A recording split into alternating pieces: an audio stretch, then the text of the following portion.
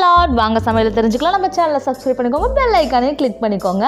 செட்டிநாடு மிளகு காடை கிரேவி எப்படி செய்யலான்றப்போ வாங்க. அடுப்பை பற்ற வச்சு அதில் ஒரு கடாய் வச்சு 2 டேபிள் ஸ்பூன் எண்ணெய் விட்டு சோம்பு, காஞ்ச மிளகாய், பட்டை, கிராம்பு, ஏலக்காய், கருவேப்பிலை போட்டு தாளிச்சிக்கோங்க. அதில் வெங்காயம், தக்காளி கட் பண்ணி வச்சுருக்கிறத ஆட் பண்ணிக்கோங்க. இதோட குவான்டிட்டிலாம் டிஸ்கிரிப்ஷன் பாக்ஸில் கொடுத்துருக்கேன், செக் பண்ணிக்கோங்க ஃப்ரெண்ட்ஸ். அதில் 1 டேபிள் ஸ்பூன் இஞ்சி பூண்டு பேஸ்ட்டு சேர்த்துக்கோங்க. மஞ்சள் தூள், மிளகாய் தூள், மல்லித்தூள்,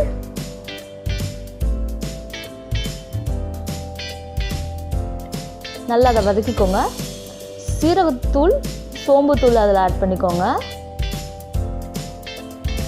கொஞ்சம் தண்ணி விட்டு அதை வதக்கிக்கோங்க. அதில் மிளகுத்தூள் உங்களுக்கு தேவையானது சேர்த்துக்கோங்க. மிளகுத்தூள் கொஞ்சம் தூக்கலாகவே சேர்த்துக்கோங்க. அதில் தேவைக்கான உப்பு சேர்த்து கொஞ்சம் தண்ணி விட்டு அதை நல்லா வதக்கிக்கோங்க. இதில் நம்ம க்ளீன் பண்ணி வச்சுருக்க காடையும் ஆட் பண்ணிக்கோங்க. இன்றைக்கி நான் 2 காடை அதில் ஆட் பண்ணியிருக்கேன். நல்லா அதில் மசாலா படுற மாதிரி திருவி தேவைக்கேற்ப தண்ணி ஊற்றி பாருங்கள், ஹார்ட்டின் ஷேப்பில் இருக்குது அழகாக. நல்லா வேகட்டும்.